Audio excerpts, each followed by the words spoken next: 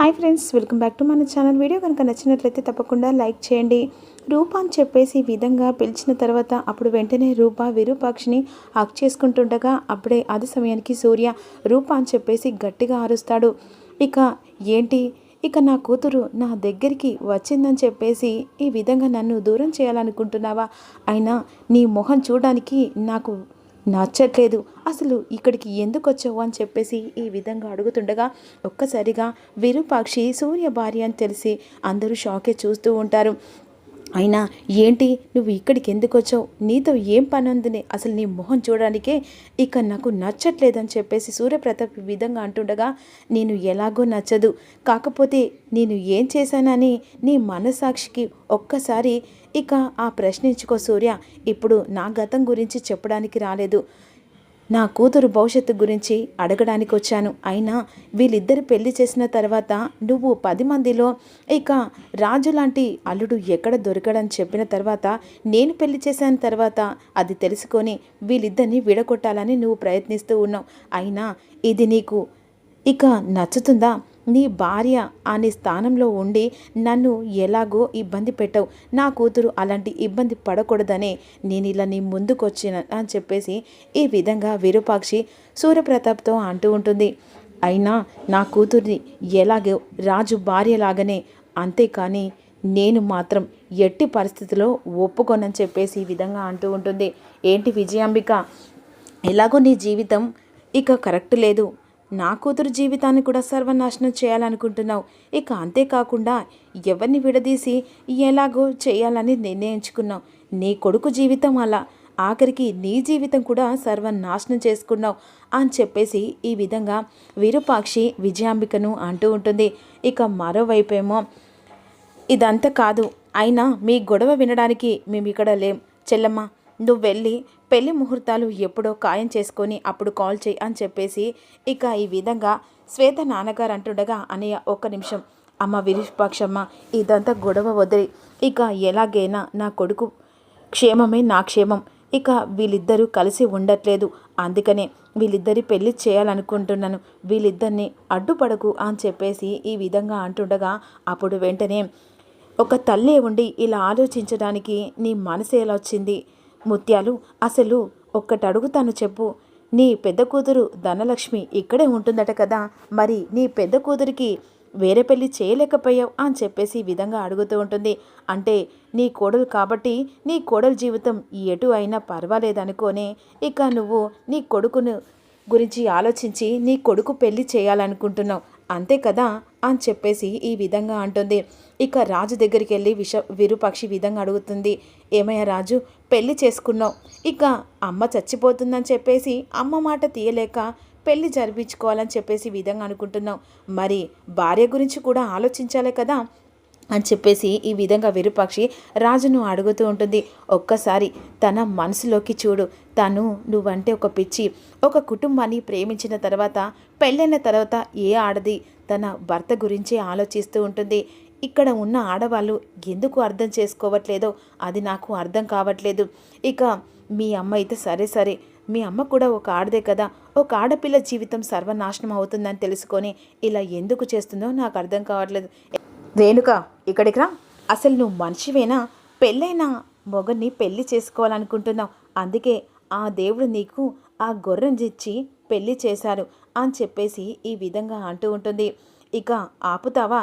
ఇంట్లో గెలిచి రచ్చ గెలిచినట్టు అందరికీ నీతి పలుకుతాను. ఇక నేను ఒకటే చెప్తున్నాను, ఎట్టి పరిస్థితుల్లో ఈ పెళ్లి జరుగుతుంది, నేను మాట ఇస్తున్నానని చెప్పేసి సూర్యప్రతాప్ ఇక చెప్తుండగా, నేను కూడా అదే చెప్తున్నాను సూర్య, నేను ఈ పెళ్ళి ఎట్టి పరిస్థితిలో జరగనివ్వను అని చెప్పేసి విధంగా విరూపాక్షి సూర్యప్రతాప్కి చెప్తూ ఉంటుంది. అయినా నా కూతురు జీవితం ఎలా ఉండాలో నాకు బాగా తెలుసు అని చెప్పేసి అంటుండగా, నీ కూతురు జీవితం కాదు, అసలు లోకంలో ప్రతి ఒక్కటి ఆలోచిస్తున్నావు కదా, లోకం గురించి కాదు, అసలు నీ భార్య గురించి ఆలోచించు, తర్వాత లోకం గురించి ఆలోచిస్తావు, ఇక ఆపుతావా అని చెప్పేసి గట్టిగా అరుస్తారు.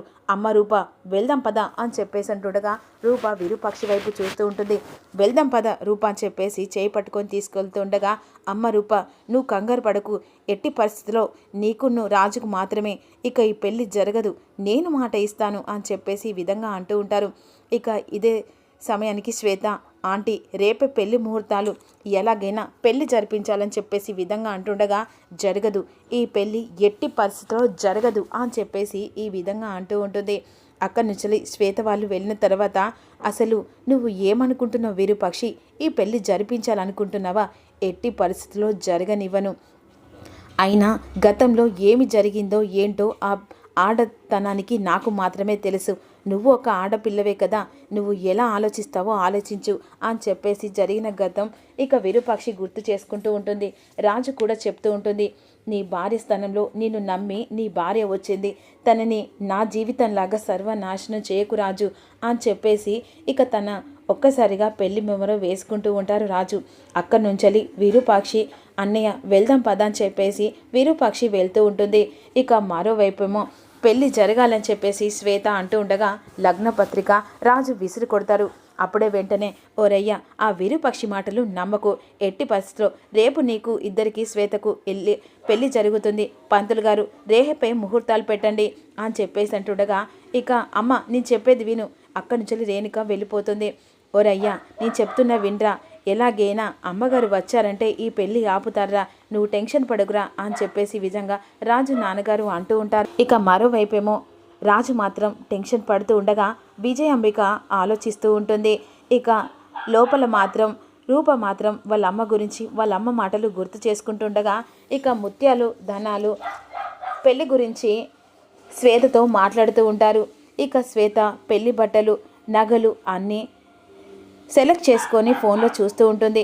విజయాంబిక ఈ విధంగా అనుకుంటూ ఉంటుంది, ఇక ఎలాగైనా ఈ విరూపాక్షి ఎక్కడి నుంచో వచ్చిందని చెప్పేసి అనుకుంటుండగా మరోవైపు విరూపాక్షి దేవునికి మొక్కుతూ, నా కూతురు జీవితం నాశనం చేయకు దేవుడా, ఎలాగైనా నా జీవితం ఇలా చేసావు, ఇక ఇలాగైనా సపోర్ట్ చేసి నా జీవితాన్ని సర్వనాశనం చేసావు, ఇలాగైనా నా కూతురికి ఇక ఏదో ఒకల నా ద్వారా సపోర్ట్ చేసేలా దీవించని చెప్పేసి ఈ విధంగా అంటుండగా ఈలోపు స్వామీజీ వచ్చి, అమ్మ అసలు మీరు భార్యాభర్తలు కలవడానికి నీ కూతురు ఇదే ప్రకారంగా వాళ్ళిద్దరు కలిస్తే ఇక బావగారు నేను ఎలాగో దగ్గరికి చేర్చుకుంటానని చెప్పేసి విధంగా అంటుండగా, ఇక అన్నిటికీ ఆ దేవుడే ఉన్నాడు, ఆ దేవుడు లీలలు ఎటువైపుగా ఎటు తీసుకెళ్తారు ఎవరికీ తెలియదు అని చెప్పేసి విధంగా అనుకుంటుండగా ఇక విజయాంబిక విధంగా మనసులో అనుకుంటుంది, ఎట్టి పరిస్థితుల్లో నిజాం బయటపడితే తమ్ముడు ఇక నన్ను మెడలు పట్టుకొని బయటికి కెంటేస్తాడు, ఎలాగైనా తెలియకుండా ఆపాలని చెప్పేసి, అవును తమ్ముడు అసలు ఈ విరూపాక్షి ఎక్కడి నుంచి వచ్చింది, అసలు ఇన్ని రోజులు లేని మనిషి ఎక్కడి నుంచి వచ్చిందని చెప్పేసి ఈ విధంగా సూర్యప్రతాప్ను అడుగుతూ ఉంటారు. అయినా ఎన్ని తప్పులు చేసి మళ్ళీ ఎదుటకొచ్చింది, సిగ్గు లేదని చెప్పేసి ఈ విధంగా విరూపాక్షిని తిడుతుండగా ఇక మరోవైపు రూపకు చాలా కోపం వస్తూ ఉంటుంది. ఇక సూర్యప్రతాప్ చాలా విజయాంబిక మాటలు విని కోపంగా చూస్తూ ఉంటాడు. ఎలాగైనా విరూపాక్షి ఈ ఇంటికి రాకుండా చేయాలని చెప్పేసి మళ్ళీ విజయాంబిక ప్లాన్ వేస్తూ ఉంటుంది. మరి రాజు రూపల్ని విరూపాక్షి ఒకటే చేస్తుందా? మరి రెగ్యులర్ ఎపిసోడ్ కావాలనుకుంటే కామెంట్ చేసి లైక్ చేయండి. అలాగే కొత్తగా చూసిన వాళ్ళు సబ్స్క్రైబ్ చేయండి. చాలామంది ఈ మధ్య లైక్ చేసేట్లు ప్లీజ్ ఒక లైక్ చేయండి, అలాగే సపోర్ట్ కూడా చేయండి. Thank you so